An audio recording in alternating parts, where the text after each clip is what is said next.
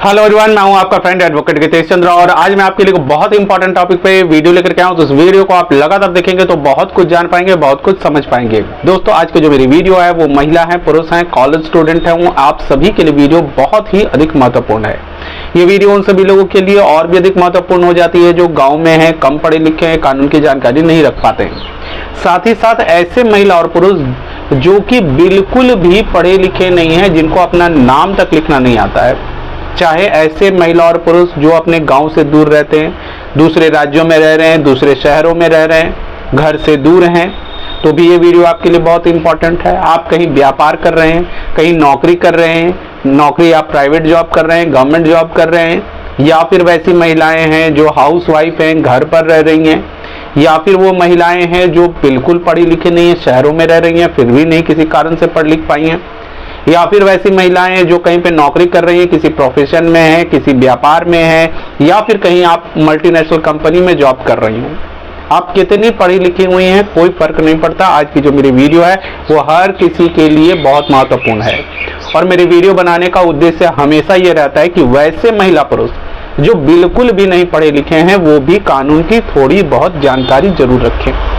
दोस्तों, हमारे देश में कानून की सही जानकारी नहीं होने के कारण कई बार कई लोग कई सारी गलतियां करते हैं और कई बार वो प्रताड़ित भी होते हैं, लेकिन जानकारी के अभाव में उन्हें लगता है कि ये सारे जो नियम जो उन्हें प्रताड़ना झेलनी पड़ रही है वो सारे के सारे नियम हैं। हमारे देश में ये भी सोच होती है, अक्सर गाँव की बात की जाए तो लोग सोचते हैं कि जो व्यक्ति पढ़े लिखे नहीं है वो कानून को नहीं समझ सकेंगे, कानून को नहीं जान सकेंगे, सिर्फ और सिर्फ पढ़े लिखे लोग ही जो है वो कानून को समझेंगे, जबकि सच्चाई ऐसे बिल्कुल भी नहीं है। कई बार कोर्ट में कई सारे ऐसे व्यक्ति आते हैं जो काफी पढ़े लिखे हैं लेकिन वो फिर भी कानून को नहीं जानते हैं, नहीं समझते हैं, और कई ऐसे व्यक्ति भी आते हैं जिनको अपना नाम भी नहीं लिखना आता है लेकिन फिर भी वो कानून के अच्छे जानकार होते हैं। तो कानून को समझना और जानना बहुत जरूरी है, लेकिन हमारे देश और समाज में क्या होता है, लोग कानून की बातें जैसे आते हैं लोग सोचते हैं कि हमें कौन सा वकालत करनी है, हमारे ऊपर कौन सा मुकदमा चल रहा है, या हम कौन से जज हैं जो हम कानून समझेंगे। दोस्तों, मुसीबत कभी आपको बोल करके नहीं आती। कोर्ट में आज आप भारत के किसी भी राज्य में जाएं और वहां आप देखते हैं कि जब कोर्ट में इतनी भीड़ होती है तो कोर्ट एक ऐसी जगह है जहां कोई भी व्यक्ति खुशी से नहीं पहुंचता। सभी व्यक्ति किसी न किसी जो है तरीके से वहां पहुंचते हैं, कोई भी व्यक्ति अब स्वेच्छा से कोर्ट नहीं जाता। तो आज मैं आपको कुछ बहुत महत्वपूर्ण बातें बताने वाला हूं जिसको लेकर के हमारे देश में बहुत तरह का भ्रम फैला हुआ है। उस भ्रम में एक बहुत बड़ा भ्रम है पुलिस को लेकर के। दोस्तों, आए दिन तरह तरह की घटनाएं घटती हैं, आपको हर बार तरह तरह की जो है परेशानियों का सामना करना पड़ता है और पुलिस से भी आपकी जो है भेंट कभी ना कभी होती है। उदाहरण के तौर पे आप समझ लीजिए कि आपका मोबाइल जो है वो कहीं गिर गया, या आपके घर से मोबाइल की चोरी हो गई, या आपके घर से और कोई दूसरा सामान चोरी हो गया। तो जब आप एफआईआर लिखवाने के लिए जाते हैं तो सबसे पहले जो क्या है, हमारे देश में लोगों को एफआईआर लिखना नहीं आता, जिसका बहुत बड़ा लाभ जो है अपराधी वर्ग उठाते हैं और लोग ये कहते हैं कि कानून जो है वो गरीब व्यक्ति कानून में फंस जाते हैं, उलझ जाते हैं, जबकि जो व्यक्ति शरारती तत्व होते हैं, जो व्यक्ति चोर उचक्के हैं, गुंडे किस्म के हैं, उन्हें कोर्ट छोड़ देती है। तो यहाँ पर सबसे महत्वपूर्ण चीजें हो जाती हैं एफआईआर के बारे में जानकारी। एफआईआर लिखना लोगों को नहीं आता, कई बार पढ़े लिखे लोग भी एफआईआर को सही तरीके से नहीं लिख पाते हैं, जिसका लाभ हमेशा जो है ऐसे व्यक्ति को मिलता है। तो पुलिस से अक्सर आप लोगों की भेंट होती है। कई बार कई जगह कई सारे गांव आज भी ऐसे हैं जहां अगर पुलिस की गाड़ी घूम जाए या पुलिस वाले कुछ पहुंच जाएं तो उस गांव के जितने भी महिला और पुरुष होते हैं वो अपने घर से निकल करके कहीं छुप जाते हैं।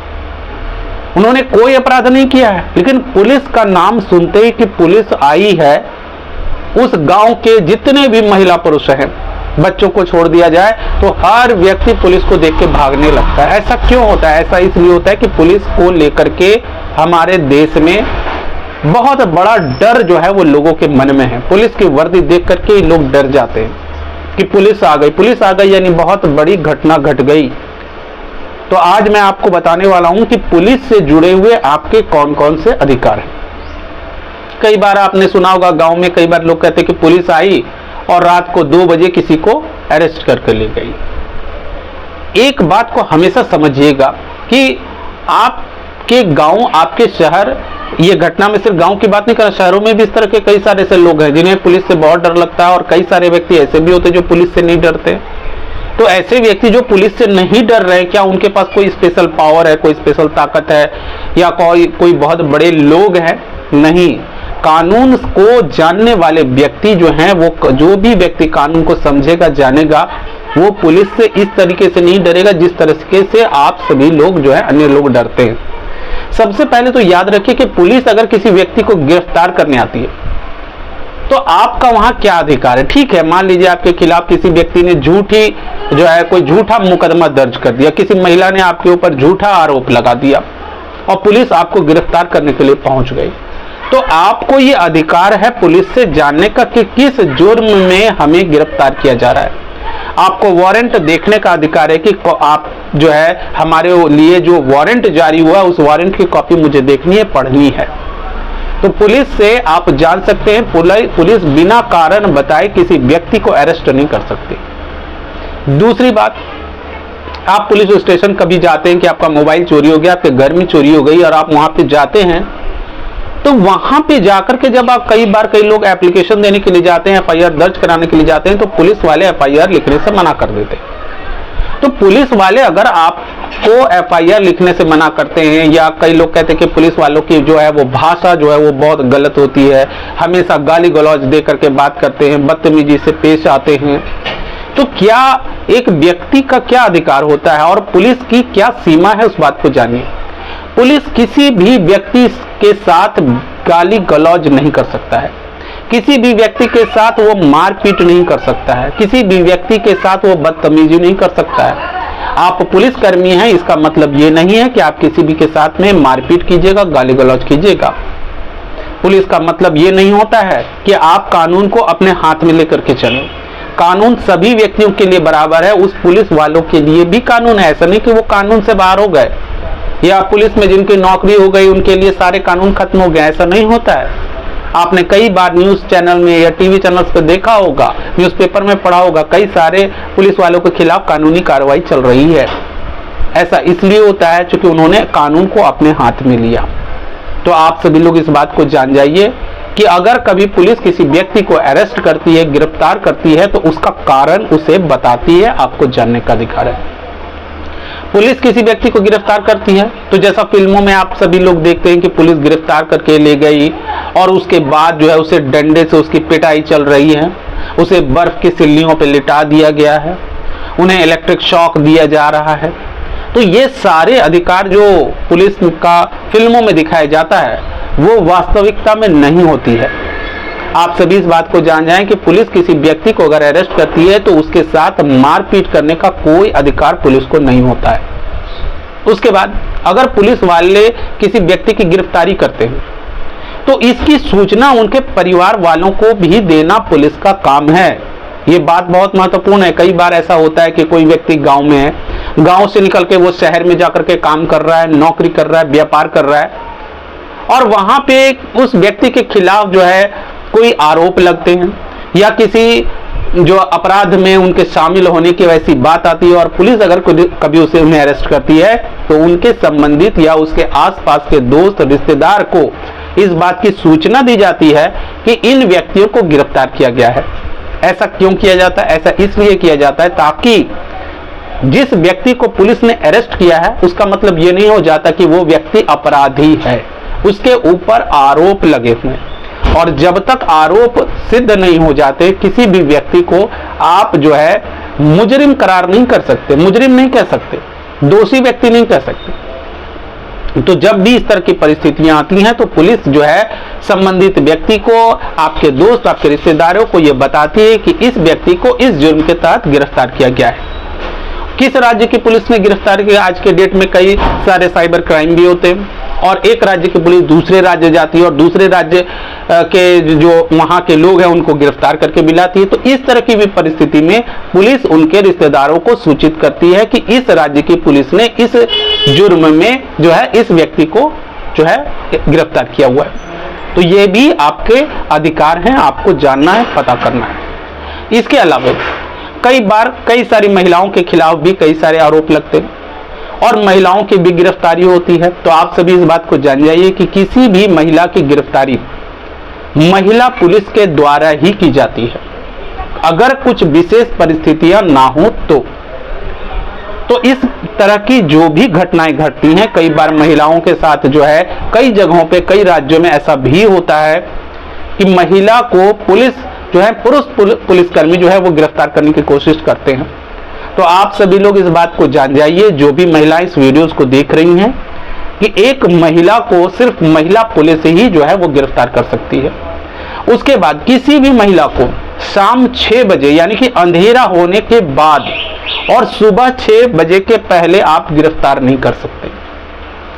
तो ये भी यहां पर भी देखिए नियम लगा हुआ है कि विशेष परिस्थिति, अगर मान लीजिए कि वो महिला बहुत बड़ी जो है देश की दुश्मन है, आतंकवादी है, उसके ऊपर कई सारे क्रिमिनल केसेस चल रहे हैं, तब वहां परिस्थितियां बदल सकती हैं। लेकिन फिर भी अगर कोई पुलिसकर्मी किसी महिला पुलिस को गिरफ्तार करने के लिए जाता है तो इससे पहले उस पुलिस अधिकारी को अपने सुपीरियर ऑफिसर से, अपने जो उच्च पदाधिकारी हैं उनसे उसकी परमिशन लेनी पड़ती। विदाउट परमिशन वो ऐसा नहीं कर सकते, उनको ये अधिकार प्राप्त नहीं होते। कई बार ऐसा भी होता है कि कई ऐसे व्यक्ति हैं, अगर पुलिस उन्हें गिरफ्तार करने की कोशिश करती है तो वो व्यक्ति वहां से बच के निकलने की कोशिश करते हैं, वहां से भाग जाने की कोशिश करते हैं, तब पुलिस जो है पुलिस अपना बल प्रयोग कर सकती है। साधारण परिस्थिति में नहीं। अगर कोई व्यक्ति नहीं भाग रहा है तो उसे पुलिस जबरन उसके पकड़ के उसे पीट करके अरेस्ट, ये प्रोसेस नहीं है। तो आप सभी लोग इस बात को समझ जाइए। इसके बाद किसी भी व्यक्ति को जब गिरफ्तार किया जाता है, गिरफ्तार करने के बाद उसका मेडिकल चेकअप होता है। मेडिकल चेकअप ये नियम है, किसी भी व्यक्ति को पुलिस जब गिरफ्तार करती है तो उसका मेडिकल चेकअप करवाया जाता है। क्यों करवाया जाता है? मान लीजिए कि किसी व्यक्ति को पुलिस ने गिरफ्तार किया, उसके साथ मारपीट की गई और मारपीट के बाद जब मेडिकल के लिए उसे हॉस्पिटल ले जाया जाता है तो वहां आपके साथ अगर इस तरह की घटना घट जाती है तो आप क्या करेंगे? आप डॉक्टर को बताएंगे कि हमारे साथ पुलिस ने मारपीट की है, मुझे यहाँ पे दर्द हो रहा है, मेरे साथ यहाँ पे जख्म है। आपको डॉक्टर को दिखाना है, बताना है और तब डॉक्टर उसकी रिपोर्ट बनाता है कि हाँ व्यक्ति जब मेरे पास आया तो उसके शरीर पे निशान थे, उसके साथ मारपीट हुई थी। ये सारी चीजें आप सभी लोगों को पता होनी चाहिए।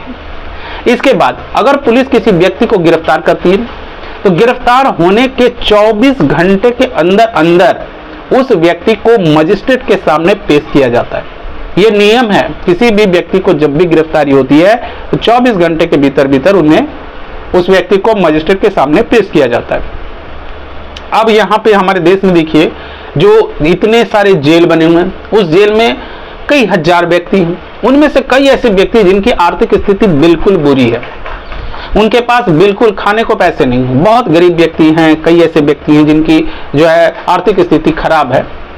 वैसे व्यक्ति को जब पुलिस अरेस्ट करके मजिस्ट्रेट के पास पेश करती है तो मजिस्ट्रेट साहब उनसे पूछते हैं कि क्या आपने कोई एडवोकेट रखा है, कोई वकील आपने रखा है, कोई अधिवक्ता आपका है? तो वहां पे अक्सर लोग क्या कहते हैं कि नहीं हमने वकील रखा हुआ है, जबकि उनका कोई वकील होता नहीं है। तो यहाँ पे आप समझ लीजिए कि अगर पुलिस आपको गिरफ्तार करके लाई है तो वहां आपका अधिकार है कि आप मजिस्ट्रेट साहब को बता सकते कि सर हमारे पास पैसे नहीं है, मैं बहुत गरीब आदमी हूं, मेरे पास कोई वकील नहीं है। अगर आप ऐसा कहेंगे तो आपको मुफ्त में जो है वकील की सुविधा दी जाएगी, लेकिन जानकारी के अभाव में ऐसा नहीं हो पाता है। गरीब व्यक्ति जेल चला जाता है और जेल में ही उसे कई समय तक, कई दिनों तक, कई महीनों तक उसे जेल में रहना पड़ जाता है, सिर्फ और सिर्फ इसलिए क्योंकि उसके पास पैसे नहीं है, उनका कोई संबंधी नहीं है, वो दूसरे राज्य में है, दूसरे शहर में है, वहां के लोग दूसरी भाषा बोल रहे हैं और लोग उन बातों को नहीं समझ पा रहे और व्यक्ति काफी लंबे समय तक जेल में रह जाता है। तो जितने भी ऐसे व्यक्ति हैं जो भी गांव से अपने राज्य से दूसरे राज्य में जा रहे हैं, जहां की भाषा बिल्कुल अलग है, उनकी भाषा नहीं समझ पा रहा है कोई व्यक्ति, तो इस कंडीशन में अगर आपके ऊपर कभी भी आरोप लगते हैं और आपको पुलिस जो है अरेस्ट करती है, अरेस्ट करके मजिस्ट्रेट के सामने पेश करती है, तो आप उन्हें तुरंत कह दें कि सर हमारे पास पैसे नहीं है, हमारा यहाँ पे कोई रिश्तेदार नहीं है, मेरे जान पहचान का कोई व्यक्ति नहीं है, मुझे मुफ्त एडवोकेट चाहिए। आपके लिए मुफ्त एडवोकेट का प्रावधान किया गया है, आपकी अधिकार है हर व्यक्ति को, हर महिला पुरुष को मुफ्त का जो है फ्री अधिवक्ता देने का प्रावधान कानून में है। तो आप सभी इस अधिकार का प्रयोग करें। जो भी लोग दूसरे राज्यों में, दूसरे शहरों में रहते हैं और वो कई महीनों सालों तक जब जेल में रह जाते हैं तो उनके घर की स्थिति बेहद बुरी हो जाती है और बहुत 6 महीने साल भर के बाद पता चलता है कि वो व्यक्ति निर्दोष था, उसके ऊपर आरोप सिद्ध नहीं होते। तो इस परिस्थिति में आप सभी लोग जो मुफ्त अधिवक्ता की जो सुविधा है उसे आप जरूर उठाएं। हमारे देश में पुलिस के बारे में तरह तरह की बातें जो हैं वो लोग करते हैं। कई ऐसे व्यक्ति हैं जो आज तक जेल कभी गए नहीं, किसी भी अपराध में नहीं गए, और बात भी बहुत अच्छी है, जेल आपको जाना भी नहीं चाहिए, लेकिन कई सारी बातें वो ऐसी जोड़ देते हैं, ऐसी अफवाहें फैला देते हैं जिसको लेकर के कई बार कई सारे व्यक्ति जो हैं सच बात भी नहीं बोल पाते। मैं आप सभी लोगों को बता दूं कि आप भारत के किसी भी कोने में रह रहे हो, अगर आपके जान पहचान में आपके दोस्त या कोई भी ऐसा व्यक्ति जो किसी अधिवक्ता को जानता है और आप चाहते हैं कि उस अधिवक्ता के द्वारा ही आपका केस देखा जाए, आपको जेल से निकाला जाए, तो आप अपनी मर्जी के एडवोकेट से भी मिलने की आपको स्वतंत्रता है।